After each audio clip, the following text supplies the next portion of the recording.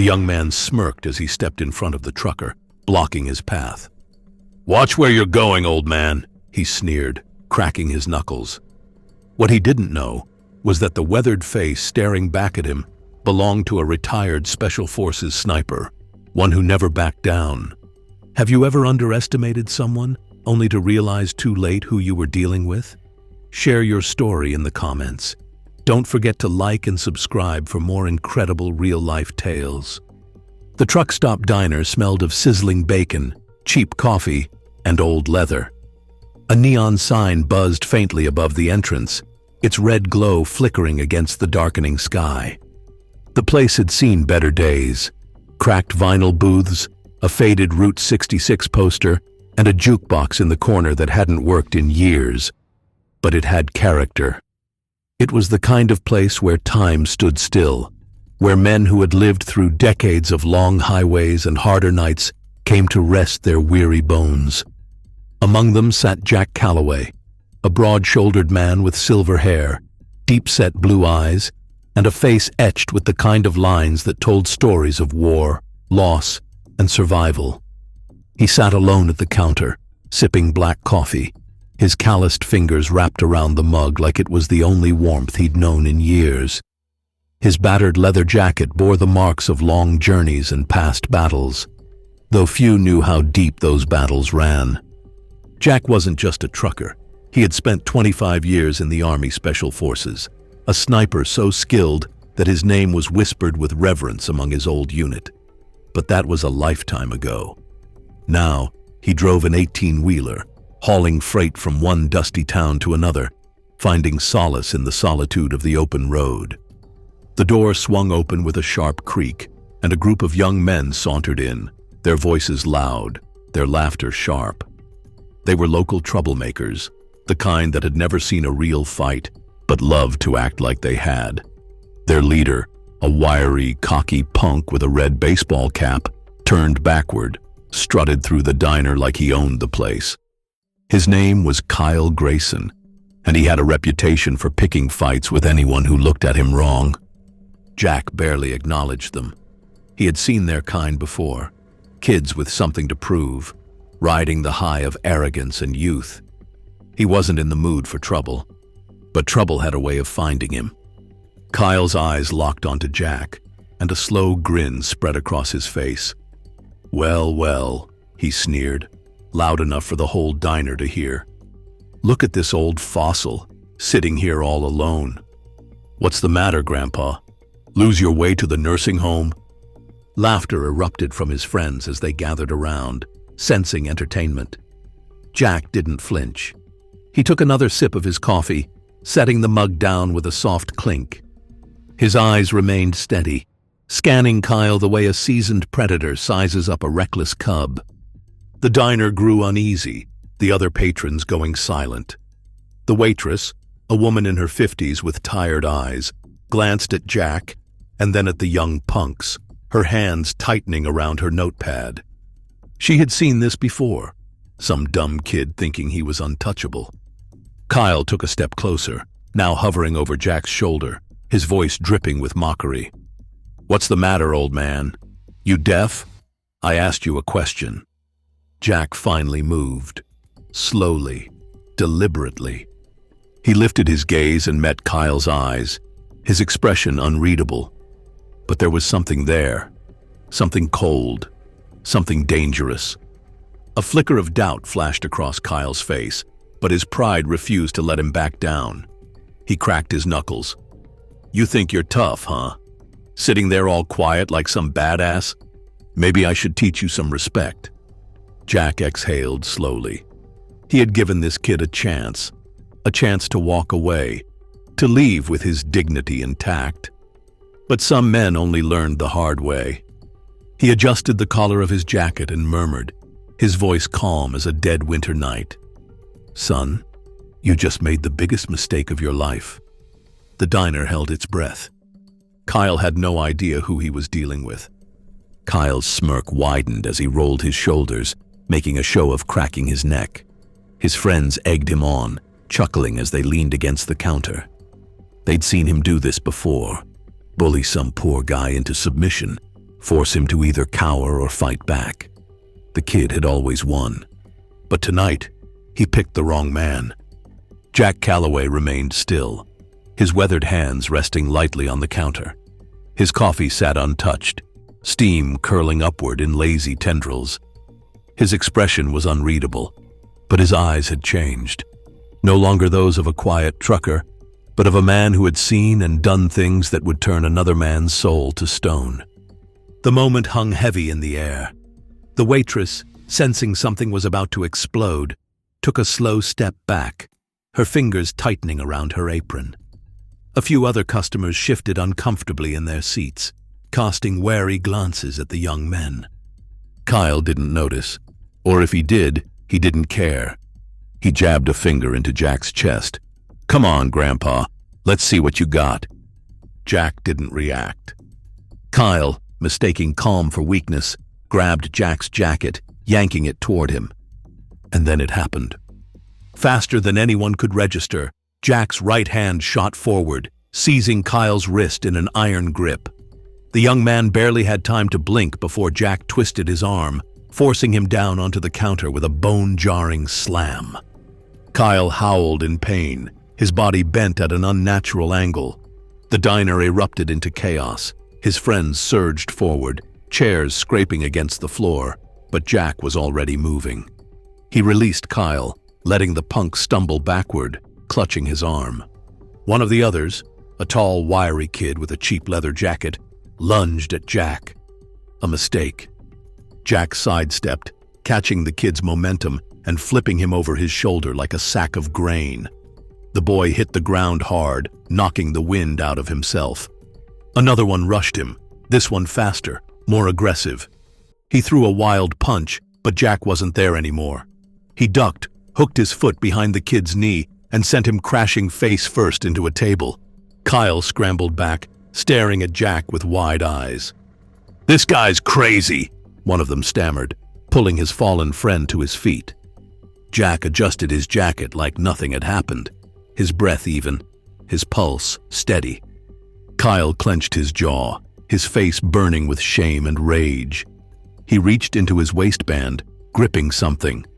The waitress gasped. A knife. Jack's eyes flicked to the blade, then back to Kyle. His posture didn't change.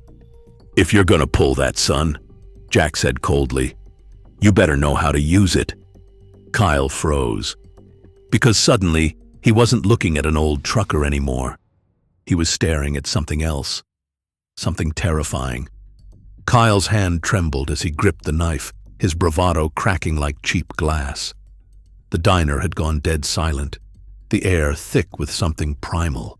Fear, tension, the scent of a mistake that couldn't be undone. Jack Calloway didn't move, didn't flinch. Instead, he took a slow step forward, measured, controlled, the kind of step a predator takes when it knows the fight is already over. "You sure you want to do this, son?" Jack's voice was steady as steel, but there was something else underneath. A warning. A final chance to walk away. Kyle swallowed hard. His pulse hammered in his ears. This was supposed to be easy. Just another old guy to push around, a quick laugh for his buddies. But Jack's presence, the way he carried himself, the way his cold blue eyes dissected every movement Kyle made, it was all wrong. This wasn't a man he could intimidate. Kyle knew it. But pride is a dangerous thing, and the jeers from his crew pushed him past the point of reason. With a desperate grunt, he lunged. Too slow, too sloppy. Jack's body moved like clockwork precision, stepping inside Kyle's arc before the knife could even reach him. His hand shot up, seizing the kid's wrist in a grip like iron shackles. A twist, a pivot, a bone-cracking pop. Kyle's knees buckled as his arm snapped backward at an unnatural angle, the knife clattering uselessly to the floor. He let out a strangled cry, crumpling forward in agony. Jack didn't let him fall. With one hand, he grabbed Kyle by the collar and yanked him up, their faces inches apart. "Listen close, boy," Jack growled, his voice low and cold, a voice that had commanded men on battlefields Kyle couldn't even imagine. You ain't a fighter. You're just a scared little punk trying to act tough." Kyle gasped, his face twisting in pain. "I've dealt with men twice your size, twice your skill." Jack's grip tightened. "And I buried most of them." Kyle's eyes went wide with terror. Jack shoved him backward, sending him sprawling onto the tile floor. And then, Jack did the most terrifying thing of all. He turned his back on Kyle, because he knew the fight was already over. Kyle lay on the cold diner floor, clutching his twisted, useless wrist, his breath coming in short, panicked gasps. His gang of friends, the ones who had egged him on, stood frozen, eyes darting between him and the old trucker who had just humiliated him without breaking a sweat. But the real fear in the room wasn't about what had already happened. It was about what might come next. Jack Calloway, the grizzled, steel-eyed veteran, didn't even look back as he walked to the counter and picked up his half-drunk cup of coffee. He took a sip, as if nothing had happened. That's when the door swung open. A man stepped inside. Tall, lean, with the kind of calm menace that didn't need words to be understood. Detective Roy Mercer. He had the slow, deliberate walk of someone who had been in worse situations than this. He glanced at Kyle, still sprawled on the floor, then at Jack. "Jack," Mercer said, his voice even, "didn't expect to find you here." Jack sighed and set his coffee down. "Didn't expect to be here this long." Mercer's eyes flicked to Kyle's crew. His voice dropped to something harder, colder. "Y'all don't know who you just messed with." The punks exchanged nervous glances. Kyle, his face red with humiliation, spat onto the floor. "He's just some washed-up trucker," he sneered. His bravado was hanging by a thread. Mercer shook his head, a slow, disbelieving motion. Then he turned to Kyle directly. "You ever hear the name Ghost of Helmand?" Kyle frowned, confused. "What?" The detective gestured toward Jack. "You're looking at him." The air went still. The name meant nothing to Kyle, but behind the counter, the diner's owner dropped the glass he was holding. Jack sighed. "Roy." Mercer ignored him. He turned his attention back to Kyle's friends. "You kids play war in video games, but this man right here, he was a sniper for a classified special forces unit overseas. Confirmed kills in triple digits." Kyle's mouth went dry. Mercer took a step closer. The name Ghost of Helmand wasn't given lightly, because when men like him were sent in, they never left a target standing. One of Kyle's friends took a step back, visibly pale. Jack finally spoke, his voice low and tired. "Roy, you don't need to tell him all that." "Oh, I think I do," Mercer said, locking eyes with Kyle. "Because this idiot here, he thought he was bullying some nobody." Kyle's hands started shaking. Jack looked at him now, and for the first time since this had started, there was something new in his expression. Not anger, not irritation. Pity. "You got lucky, kid," Jack said, "because I've spent my whole life dealing with real threats. And you?" He shook his head. "You're just a damn inconvenience." Kyle couldn't take it anymore. He bolted for the door. His friends scrambled after him, practically tripping over themselves in their rush to get out. Silence settled over the diner.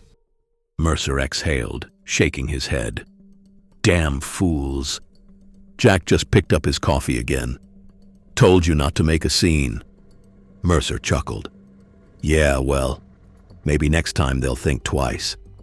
And with that, Jack Calloway took another sip of coffee, as if none of it had ever happened. The diner was silent long after Kyle and his friends stumbled out the door, their arrogance shattered, their confidence reduced to nothing but nervous glances and shaky hands. The dust from the parking lot hung in the air, swirling in the afternoon light as their car peeled away, its tires screeching in what Jack could only assume was an attempt to regain a fraction of the bravado they'd lost. Jack Calloway took a slow sip of his coffee, his expression unreadable, his calloused fingers wrapped around the warm ceramic mug.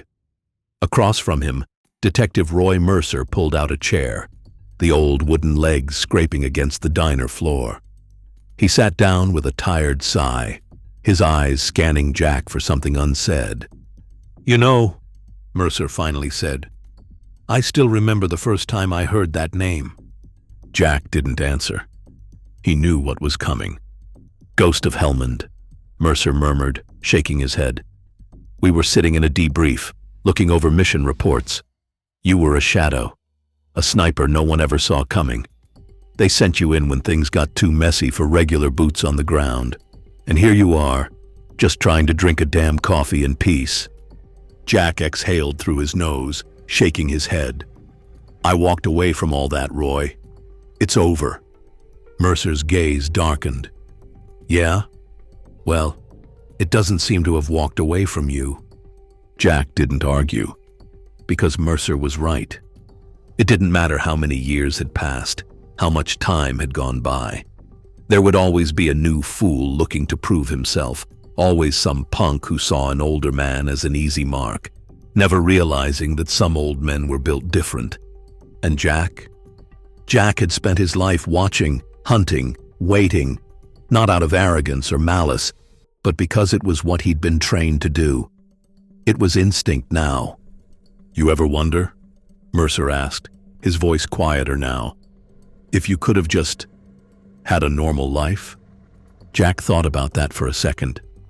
He thought about the long stretches of road, the silence of his rig as it cut through the American highways.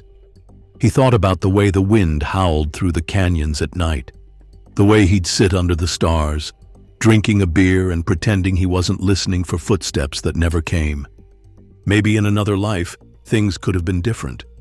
Maybe he could have been just a trucker, just a guy. But this was the life he had. Jack shook his head. "No point wondering about things that never were, Roy."